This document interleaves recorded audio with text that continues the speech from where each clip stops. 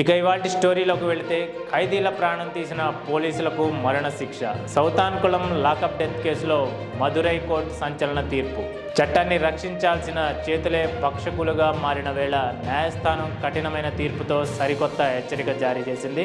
2020లో తమిళనాడులోని తూతుకుడి జిల్లా సౌతాన్కుళం పోలీస్ స్టేషన్లో జరిగిన జయరాజ్ మరియు ఆయన కుమారుడు బెనిక్స్ మరణానికి కారణమైన 9 మంది పోలీసులకు మదురై కోర్టు మరణశిక్ష విధిస్తూ సంచలన తీర్పునిచ్చింది. లాక్డౌన్ నిబంధనల నెపంతో తండ్రి కొడుకులను అదుపులోకి తీసుకొని అత్యంత కిరాతకంగా హింసించి వారి ప్రాణాలు తీసిన పోలీసులపై చట్టం తన ఉక్కుపాదం మోపింది. 2020 జూన్ 19న కోవిడ్ లాక్డౌన్ సమయంలో అనుమతించిన సమయం కంటే ఎక్కువసేపు మొబైల్ షాప్ తెరిచి ఉంచారన్న చిన్న కారణంతో జయరాజ్, బెనిక్స్ లను పోలీసులు స్టేషన్లకు తరలించారు.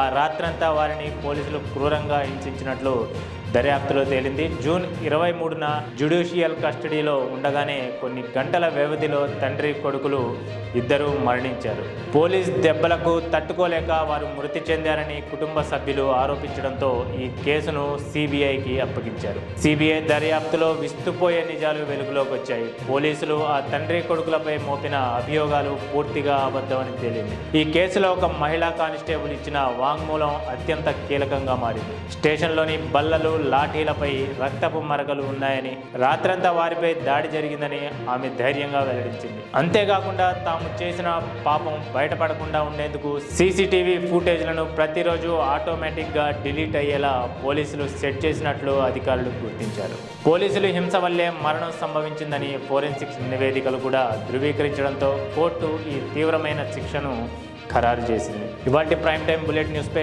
ఒక లుక్ వేద్దాం. శంషాబాద్ ఎయిర్పోర్ట్లో మరోసారి గంజాయి కలకలం రేపింది. మొత్తం 14.7 కిలోల గంజాయి స్వాధీనం చేసుకున్న అధికారులు. నిందితుడిని అదుపులోకి తీసుకుని ప్రశ్నిస్తున్న అధికారులు. ఢిల్లీ అసెంబ్లీ భద్రతా వైఫల్యంపై కొనసాగుతున్న దర్యాప్తు. ఢిల్లీ అసెంబ్లీలోకి దూసుకెళ్లిన టాటా సియారా కారు. స్పీకర్ కార్యాలయంలో పూల బొకే పెట్టి అదే కారులో బయటకు దూసుకెళ్లిన నిందితులు. ఇప్పటికే ప్రధాన నిందితుడు సరబ్జిత్ సింగ్తో పాటు మరో ఇద్దరిని అరెస్ట్ చేసిన ఢిల్లీ పోలీసులు. కేరళలో నేటితో అసెంబ్లీ ఎన్నికల ప్రచారం ముగిసింది. 140 స్థానాలకు గాను ఈ నెల 9వ తేదీన పోలింగ్ జరగనుండగా మే 4న ఫలితాలు రానున్నాయి. చివరి రోజు ప్రచారాన్ని ఉద్రిక్తం చేసిన ఎల్డీఎఫ్, యూడీఎఫ్, బీజేపీ పార్టీలు. తెలుగు రాష్ట్రాల్లో 3 రోజుల పాటు వర్షాలు కురుస్తున్నాయి. నేడు, రేపు ఏపీలో ఉత్తర కోస్తాంధ్ర ప్రాంతాల్లో పిడుగులతో కూడిన వర్షాలు పడే అవకాశం. తెలంగాణలోని భూపాలపల్లి, ములుగు, భద్రాద్రి, నల్గొండ, ఖమ్మం జిల్లాల్లో వర్షాలు. సూర్యాపేట, వరంగల్, జనగామ, సిద్దిపేట జిల్లాల్లో ఓ మోస్తారు వర్షాలు కురుస్తాయని వాతావరణ శాఖ తెలిపింది.